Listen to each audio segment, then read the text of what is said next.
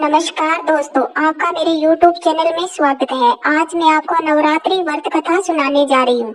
अगर ये कथा आपको पसंद आए तो कमेंट बॉक्स में जरूर लिखें। नवरात्रि व्रत की कथा। एक समय बृहस्पति जी ब्रह्मा जी से बोले, हे ब्राह्मण श्रेष्ठ, आप अत्यंत बुद्धिमान, सब शास्त्र और चारों वेदों को जानने वालों में श्रेष्ठ हो। हे प्रभु, कृपा कर मेरे वचन को सुनो। चैत्र व आश्विन मास के शुक्ल पक्ष में नवरात्र का व्रत और उत्सव क्यों किया जाता है, इस व्रत का क्या फल है और इसे किस प्रकार करना उचित है, पहले इस व्रत को किसने किया, विस्तार से कहिए।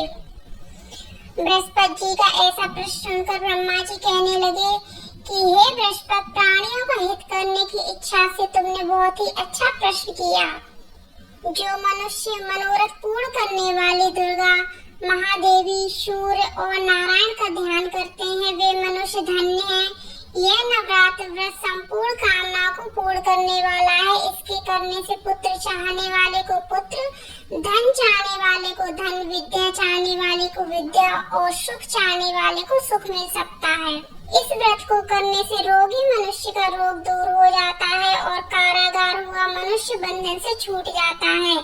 मनुष्य की तमाम आपत्तियां दूर हो जाती हैं और उसके घर में संपूर्ण संपत्तियां आकर उपस्थित हो जाती हैं। बंध्या और काक बंध्या को इस व्रत को करने से पुत्र उत्पन्न होता है। समस्त पापों को दूर करने वाले इस व्रत को करने से ऐसा कौन सा मनोबल है जो सिद्ध नहीं हो सकता। जो मनुष्य अलभ्य मनुष्य देह को पाकर भी नवरात्र का व्रत नहीं करता, वह माता पिता से हीन हो जाता है, अर्थात उसके माता पिता मर जाते हैं और अनेक दुखों को भोगता है। उसके शरीर में कुष्ठ हो जाता है और अंग से हीन हो जाता है। उसके संतान उत्पत्ति नहीं होती। इस प्रकार वह मूर्ख अनेक दुख भोगता है। इस व्रत को न करने वाला निर्दयी मनुष्य धन और धान्य से रहित हो, भूख और प्यास के मारे पृथ्वी पर घूमता है और गूंगा हो जाता है। जो विधवा स्त्री भूल से इस व्रत को नहीं करते हुए पतिहीन होकर नाना प्रकार के दुख को भोगती है। यदि इस व्रत को करने वाला मनुष्य सारे दिन का उपवास न कर सके तो एक समय भोजन करे और उस दिन बांधुओं सहित नवरात्र व्रत की कथा करे। हे बृहस्पति, जिसने पहले इस व्रत को किया उसका पवित्र इतिहास मैं तुम्हें सुनाता हूँ, तुम सावधान होकर सुनो। इस प्रकार ब्रह्मा जी का वचन सुनकर बृहस्पति जी बोले, हे ब्राह्मण, मनुष्यों का कल्याण करने वाले इस व्रत के इतिहास को मेरे लिए कहो। मैं सावधान होकर सुन रहा हूँ। आपकी शरण में आए हुए मुझ पर कृपा करो। ब्रह्मा जी बोले, पीटक नाम के मनोहर शहर में एक अनाथ नाम का ब्राह्मण रहता था। वह भगवती दुर्गा का भक्त था। उसके संपूर्ण सद्गुणों से युक्त मनोब्रह्मा की सबसे पहली रचना हो ऐसी यथार्थ नाम वाली सुमति नाम की एक अत्यंत सुंदर पुत्री उत्पन्न हुई। वह कन्या सुमति अपने घर के बालकपन में अपनी सहेलियों के साथ क्रीड़ा करती हुई इस प्रकार बढ़ने लगी जैसे शुक्ल पक्ष में चंद्रमा की कला बढ़ती है। उसका पिता प्रतिदिन दुर्गा की पूजा और होम करता था। उस समय वह भी नियम से वहाँ उपस्थित होती थी। एक दिन सुबह सुमति अपनी सखियों के साथ खेलने लग गई और भगवती के पूजन में उपस्थित नहीं हुई। उसके पिता को पुत्री की ऐसी असावधानी देखकर क्रोध आया और पुत्री से कहने लगा कि हे दुष्ट पुत्री, आज प्रवास से तुमने भगवती का पूजन नहीं किया। इस कारण मैं किसी कुष्ठी और दरिद्री मनुष्य के साथ तेरा विवाह करूंगा। इस प्रकार कुपित पिता के वचन सुनकर सुमति को बड़ा दुख हुआ और पिता से कहने लगी, हे पिताजी, मैं आपकी कन्या हूँ। मैं आपके सब तरह से अधीन हूँ। जैसी आपकी इच्छा हो वैसा ही करो। राजा कुष्ठी अथवा किसी के साथ जैसी तुम्हारी इच्छा हो मेरा विवाह कर सकते हो, पर होगा वही जो मेरे भाग्य में लिखा है। मेरा तो इस पर पूर्ण विश्वास है। मनुष्य जाने कितने मनोरथों का चिंतन करता है, पर होता वही है जो भाग्य में विधाता ने लिखा है।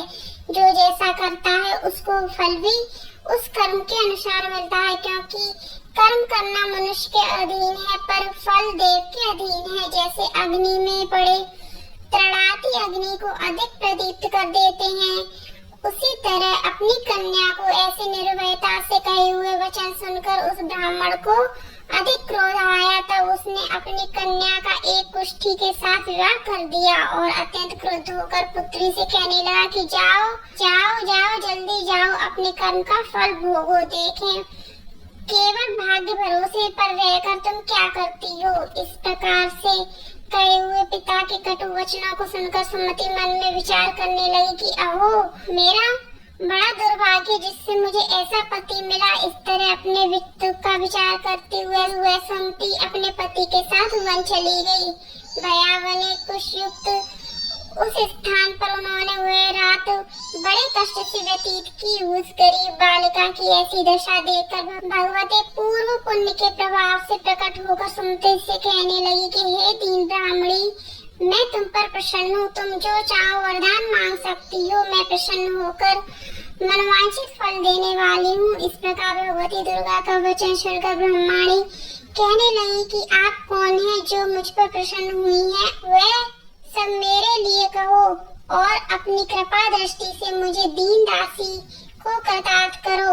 ऐसे ब्रह्माणी का वचन सुनकर देवी कहने लगी कि मैं आदिशक्ति हूँ, मैं ही ब्रह्म विद्या और सरस्वती हूँ। मैं प्रसन्न होने पर प्राणियों का दुख दूर कर उनको सुख प्रदान करती हूँ। हे ब्रह्माणी, मैं तुझ पर तेरे पूर्व जन्म के पुण्य के प्रभाव से प्रसन्न हूँ। तुम्हारे पूर्व जन्म का वृत्तांत सुनाती हूँ, सुनो। तुम पूर्व जन्म में निषाद भील की स्त्री थी और अति पतिव्रता थी। एक दिन तेरे पति निषाद ने चोरी की। चोरी करने के कारण तुम दोनों को सिपाहियों ने पकड़ लिया और ले जाकर जेल खाने में कैद कर दिया। उन लोगों ने तेरे को और तेरे पति को भोजन भी नहीं दिया।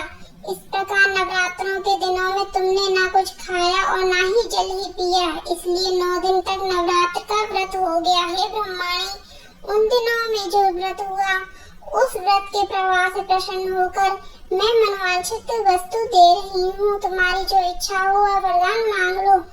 इस प्रकार दुर्गा के कहे हुए वचन सुनकर ब्रह्माणी बोली कि अगर आप मुझ पर प्रसन्न हैं तो हे दुर्गे, आपको प्रणाम करती हूँ। कृपा करके मेरे पति के कुष्ठ को दूर करो। देवी कहने लगी कि उन दिनों में जो तुमने व्रत किया था उस व्रत के एक दिन का पुण्य अपने पति का कुष्ठ दूर करने के लिए अर्पण करो। मेरे प्रभाव से तेरा पति कुष्ठ से रहित और सोने के समान शरीर वाला हो जाएगा। ब्रह्मा जी बोले। इस प्रकार देवी का वचन सुनकर वह ब्रह्माणी बहुत प्रसन्न हुई और पति को निरोग करने की इच्छा से ठीक है ऐसी बोली। तब उसके पति का शरीर भगवती दुर्गा की कृपा से कुष्ठहीन होकर अति कांतियुक्त हो गया, जिसकी कांति के समान चंद्रमा की कांति भी क्षीण हो जाती है। वह ब्रह्माणी पति की मनोहर देह को देखकर देवी को अति पराक्रम वाली समझकर स्तुति करने लगी कि हे दुर्गे, आप दुर्गत को दूर करने वाली हो, तीनों जगत की संताप हरने वाली हो, समस्त दुखों को दूर करने वाली, रोगी मनुष्य को निरोग करने वाली, मनुष्य प्रसन्न होने पर मनवांछित वस्तु को देने वाली और दुष्ट मनुष्य का नाश करने वाली हो। तुम ही सारे जगत की माता और पिता हो। हे अम्बे, मुझ अपराध रहित अबला की मेरे पिता ने कुष्ठी के साथ विवाह कर मुझे घर से निकाल दिया। उसकी निकाली हुई पृथ्वी पर घूमने लगी। आपने ही मेरा इस आपत्ति रूपी समुद्र से उद्धार किया है। हे देवी, आपको प्रणाम करती हूँ, मुझ दीन की रक्षा कीजिए। ब्रह्मा जी बोले, हे बृहस्पति। इसी प्रकार उस सुमति ने मन से देवी की स्तुति की। उससे हुई स्तुति सुनकर देवी को बहुत संतोष हुआ और ब्रह्माणी से कहने लगी कि हे ब्रह्माणी, उरालय नाम का अति बुद्धिमान, धनवान, कीर्तिवान और जितेंद्रिय पुत्र शीघ्र होगा। ऐसा कहकर वह देवी उस ब्रह्माणी से फिर से कहने लगी कि हे ब्रह्माणी, और जो कुछ तेरी इच्छा हो वह मनवांछित वस्तु मांग लो। ऐसा भगवती दुर्गा का वचन सुनकर सुमति बोली कि हे भगवती दुर्गे, अगर आप मेरे ऊपर प्रसन्न हैं तो कृपा कर मुझे नवरात्रि विधि बतलाइए। हे दयावंती, जिस विधि से नवरात्र व्रत करने से आप प्रसन्न होती हैं उस विधि और फल को मेरे लिए विस्तार से वर्णन कीजिए। इस प्रकार ब्रह्माणी के वचन सुनकर दुर्गा कहने लगी, हे ब्रह्माणी, मैं तुम्हारे लिए संपूर्ण पापों को दूर करने वाली नवरात्रि विधि को बतलाती हूँ, जिसको सुनने से तमाम पापों से छूटकर मोक्ष की प्राप्ति होती है। अश्विन मास के शुक्ल पक्ष की प्रतिपदा से लेकर 9 दिन तक विधि पूर्वक व्रत करें। यदि दिन भर का व्रत ना कर सके तो एक समय भोजन करें। पढ़े लिखे ब्राह्मणों से पूछकर कलश स्थापना करें और वाटिका बनाकर उसको प्रतिदिन जल से सींचें। महाकाली, महालक्ष्मी और महासरस्वती इनकी मूर्तियां बनाकर इनकी नित्य विधि सहित पूजा करें और पुष्पों से विधि पूर्वक अर्घ्य दें। बिजौरा के फूल से अर्घ्य देने से रूप की प्राप्ति होती है। जायफल से कीर्ति और दाख से कार्य की सिद्धि होती है। आंवले से सुख और केले से भूषण की प्राप्ति होती है। इस प्रकार फलों से अर्घ्य देकर यथा विधि हवन करें। खांड, घी, गेहूं, शहद, जौ, तिल, बिल्व, नारियल, दाख और कदम्ब, इनसे हवन करें। गेहूं होम करने से लक्ष्मी की प्राप्ति होती है।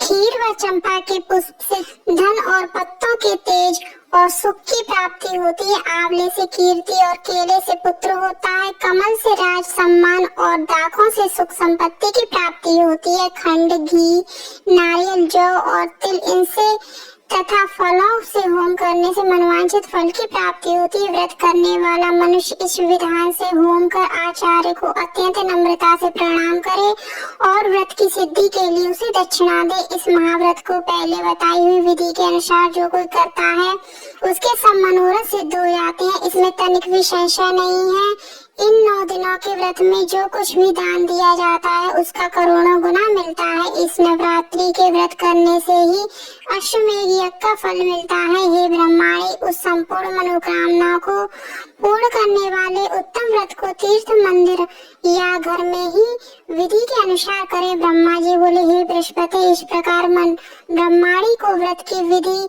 और फल बताकर देवी अत्यंत ध्यान हो